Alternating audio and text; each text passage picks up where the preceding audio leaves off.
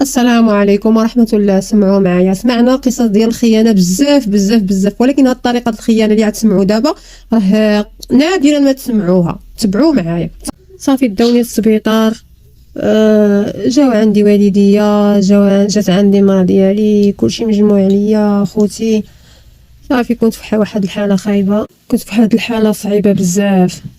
بقيت بحال هكاك، بقات المدام ديالي كتجي عندي كل نهار، يوميا كتجي عندي. من بعد بقات كتجي عندي نهار ريه ونهار لا. بقات مره كتجي عندي عاوتاني 3 ايام لا ونهار ريه، تطاولت سيمانه لا ونهار ريه، تغبرت ما بقات تجي عندي. بقات تجي عندي مده، ما بقات تجي عندي. صافي من بعد انايا بقوه الاعصاب وبقيت بوحدي صافي. زاد ديك الكلوه الثانيه تاثرت لي حتى هي، بدات الكلوه الثانيه تمشي لي. صافي جاني اكتئاب، حالتي ما بقات حاله، الدنيا كحالت في عيني. صافي من بعد بقاو كيجيو عندي العائله هكا البعاد وداكشي، كنقول لهم سير شوفوا لي وليداتي والمرا ديالي، ما عارفه ما عارفهم واش بالروح واش ماتوا واش، ما بقى يجي عندي حتى شي واحد. سيروا دابا يكون واقع لهم شي حاجه. صافي كيقولوا لي واخا صافي حنا غنمشيو، اللي كيمشي ما كيرجع.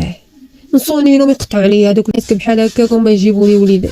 واحد النهار تا كيدخل عليا ولد عمي، دخل عليا ولد عمي دخل لي ثلاثه د وليداتي في يدو.